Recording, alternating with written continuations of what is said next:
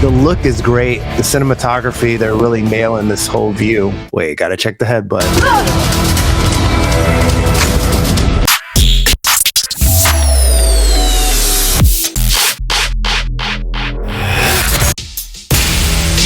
I'm doing something a little new on the channel, so want to get right into this. Now, I've been thinking about doing this for a little bit, something I want to call martial arts news. But I always want to hit a few things that are relevant and that are going on and that would really, really be intriguing for you guys. So that being said, I want this to be a community-oriented type of segment, okay, or feature, whatever you want to call it. That means you guys chime in. I'm leaving all of my connects down here, as you can see. So feel free to always reach out. It's a community. We're trying to grow it. We're trying to get better at this. Okay. Let's talk. First piece of martial art news right away is Cynthia Rothrock's, and that's why I got the banner up here. Her new movie. It's called Black Creek, coming out in just 2 months, I believe, in November. Got an invite from her to come out to the premiere. I'm very excited about that. Let's check out the trailer that just dropped the other night. She dropped it on her page, her YouTube channel. You'll get my reaction. I want to get you guys' thoughts.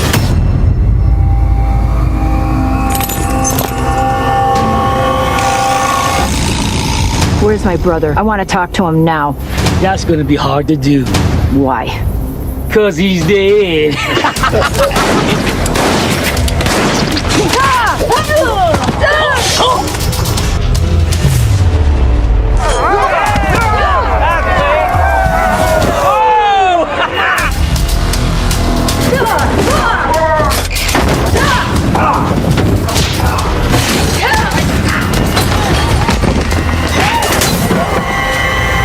Sign, and you live. No! So for those uninitiated, I'll briefly tell you the plot centers around a sheriff's sister who seeks revenge against the terrifying leader of a group of outlaws after discovering her brutally murdered brother. He's brutally murdered her brother, his wife, and other family members in a gritty southwestern town. So it's as gritty can get. See a lot of digital blood going on here. So continue. Richard Norton, for those unfamiliar, is here. He seems to be the big bad guy in this.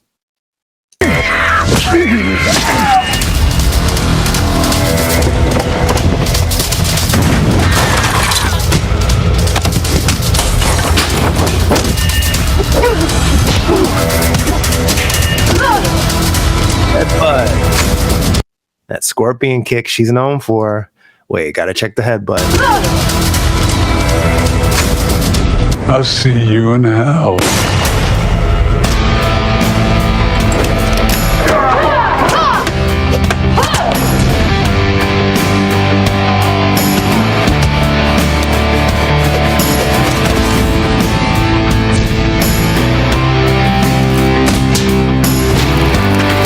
Dragon up in there. Talk about that in a second.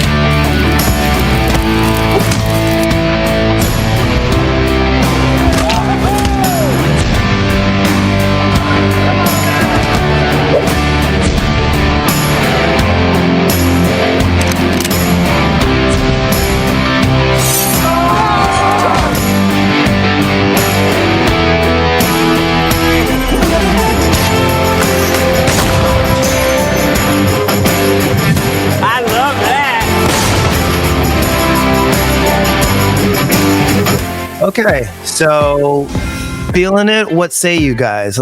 The plot looks solid. It's a revenge story, short and sweet. The brother's dead. And Cynthia's character goes on a rampage. The only nitpick I'm gonna make, and I know it's budgetary, but the digital blood is like a little off-putting at times. But other than that, you know, it's the movies, and that's the way they do it these days. Yeah, there's some gel that they use, but there's always that digital extra to give that extra effect.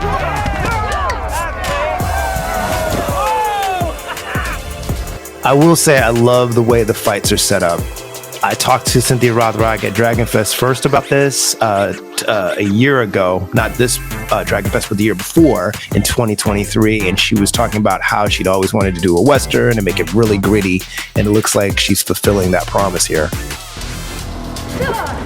Love the whole setup with the pool cue. Yeah. Very nice. Sign, and you live. So like I said, Richard Norton's playing the big baddie. And those guys have done so much work together in past films. Shout out to the Digital Blood Effect. Sorry. Is what it is. Yeah, Richard Norton and Cynthia Rothrock, for those that don't know, have done so much work together in the past. So many movies together. So their chemistry, yeah, the digital explosion. But it's a Western, so we're going to focus on these fights. This must be that ultimate showdown, that scorpion kick. You in hell. Yeah. So what do you guys think? Let me think. The look is great. The cinematography, they're really nailing this whole view. Don the Dragon. Okay, yeah, let's break this down because Don the Dragon talked to me about this, and I'm going to give you guys a couple little pointers so we can get things moving here. When I talked to Cynthia Rothrock in the beginning, so we'll go right to this, we talked about how she'd always wanted to do a Western. Earl, you're talking about the new movie. Really quick, Black Creek, the whole thing, how did this all come about? Well, actually, my partner said, you should do your own movie. And I was like, yeah. They said, well, what would you want to do? And I was like, a Western. It's like a Western. I said, yeah, and I want it really dark and gritty. And we're shooting October 30th this year in Benson, Arizona. My final question would be, since you've done Right. So they started in October 30th of last year, and it took them a few months to finish in Arizona. And fun fact here, when I originally was going to interview her, she had offered to link up with them when they were out in Arizona and possibly get more interviews at the time. The timing just didn't work out. They were always filming, so never found the opportune time until she got back. But when I finally did sit down to interview her, this is what she talked about. Well, a little segment of what she talked about the movie. Now we have Keith Cook, we have Benny Urquidez, we have Keith Vitale. People get to see Keith Vitale and Benny Urquidez fight together. Oh, that's gonna be sweet. Two champions really like duke it out, and of course, Richard and I have done so many films together, Don Wilson, and I have, not only that, it's like we have like Stephen Hayes in it as well.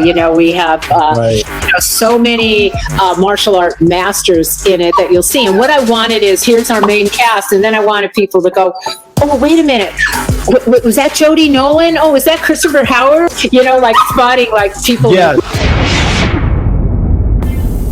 Right. So the whole idea, this gritty Western and so many players involved. I mean, the list is crazy. Like she mentioned, Benny Urquidez is in there, Keith Vitale, Richard Norton, like I said, the lead bad guy looks like, Don Wilson, who we talked about.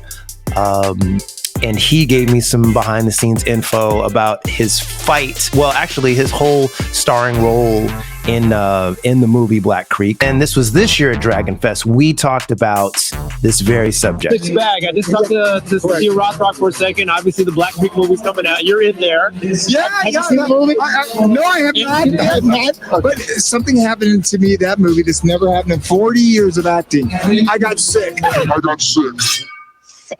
Oh, It was, we didn't know it though, but I was COVID. I caught COVID. Because when I got back, I was supposed to do a werewolf movie in Vegas. Okay. And they tested me and I had COVID.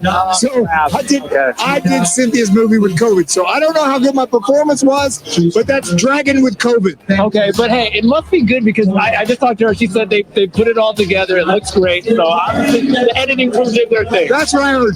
And then last up, If you haven't seen my recap video with Don the Dragon, we've got Oso Tiara Cassell, Sensei Cecil Peoples, even a quick spotlight chat. I didn't just bumped into her, but I, quickly recapped with Cynthia Rothrock, Grandmaster Cynthia Rothrock herself. So all these guys we talked to about this. The hype for the movie's pretty big. Want to get your thoughts down below and let me know what you're thinking about this. Okay, that's my first piece of martial arts news for the week. The trailer is out now, and for those again unaware, this was basically funded two ways. Obviously, they had production money. But this is something that Cynthia Rothrock produced and kind of put together herself. She had a big old Kickstarter campaign. that really made some noise. They got almost $500,000. It's like exactly, let's see here, almost $400,000, $373,105. They only needed an 89 and they surpassed that 3 times as much. So there's information here on the movie, and for those people that participated and actually supported monetarily, you guys got credits in the movie, so that's pretty exciting. She's got the whole page down here. If you have time to check it out, I'll leave the link down below where you can check this out. It's on her website, but I'll leave the link. So again, she says Black Creek is a dark, gritty, dystopian Western action martial arts film featuring a strong, no-holds-barred female protagonist, portrayed, of course, by Cynthia Rothrock. And the Black Creek, I can't speak. Black Creek promises to deliver an adrenaline-packed ride from start to finish, but to make the project reality, we need your support. Let's show Hollywood that there's a demand for female-led action films. Pledge today and help us bring Black Creek to the big screen. It's a big point. So female-led movies, there are a lot of them these days, but in a Western, I got to scan my memory. I think the last one that pops in my head that I can remember years ago was when Sharon Stone was in The Quick and the Dead. That's a little known movie from back in like the 90s. The Quick and the Dead. Leonardo DiCaprio, Gene Hackman played the baddie. One of those movies, not the greatest, but at the same time, it was meant as a vehicle to launch Sharon Stone's career more as in the action vein, I think, which didn't really work out so well. But neither here nor there. So this is Cynthia Rothrock's kickstart, I should say, into Westerns. The first real Western movie that she leads it. She produced it, and of course she stars in it.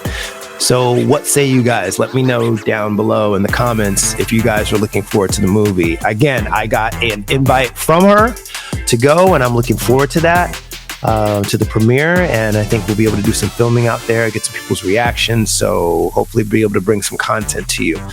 So let's talk about a couple things here. I want to talk, number one, give a quick plug to Master Philip Rhee. It was his birthday just a couple days ago.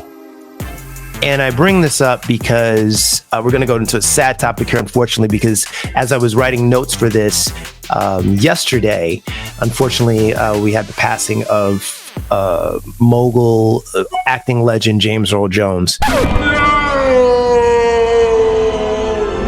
Of course, these two are connected because they both were in the movie Best of the Best.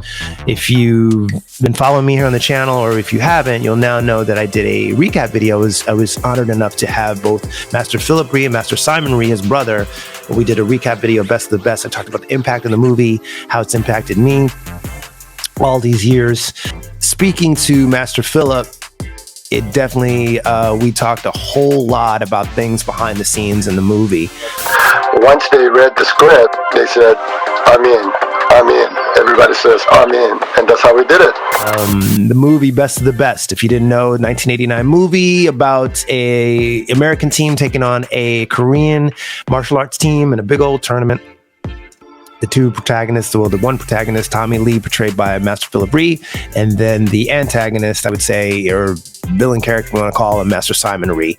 Those are the two. But James Earl Jones played the coach, Frank Cuso, in this movie. So if you're not aware, now you are. If you don't know, now you know.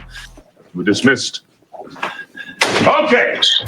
So that big presence when he walks in the room, do you guys feel that? Like when he just kind of, does it feel like he's just kind of taken over in the scene like that? I mean, it just seems like he just has such a commanding presence. I'm just so curious about that. That's James Earl Jones. No. I am your father. Working with him probably fairly easy because he's just a noted actor and knows his lines and just comes in and just takes over a scene, kind of. Or what do you remember? Well, you know, James Earl Jones. I just love that gentleman. And one of the things. It's Frank Cuso. There you go. Yeah. There's one thing that my brother did that you should know. Mm-hmm. Mr. James Earl Jones had a bloody nose one time. Oh, wow. Yeah, I think, and then, you know, that that disease AIDS was still kind of going around at the time, so people were afraid to touch him. Oh, okay. Yeah, and it was my brother just went up there with a towel and wiped his blood off for him, and Philip is a very, very caring person, and he didn't hesitate at all, and Mr. Jones really appreciated that, and I think that's why we all got along really, really well. Nice. Yeah, I mean, again, this is a movie that is not only to me a martial arts movie, but a movie that kind of transcends that. It's it's a movie kind of about the underdog. It's a movie. Yeah, so we talked a whole lot about again, the impact of James Earl Jones being in the movie, the impact of the movie, it not being, as you can hear, not just a martial arts movie, but just a great human story. Just so much about that movie that's just makes it a classic, and a movie that was one of those that was not distributed in theaters but has a following because it was one of those movies in the late 80s. It was 89 to be exact. I remember people rented this movie like crazy once the word of mouth got out how good it was, especially if you were a martial arts fan, and just even on the story. I think people level it up now with things like The Karate Kid.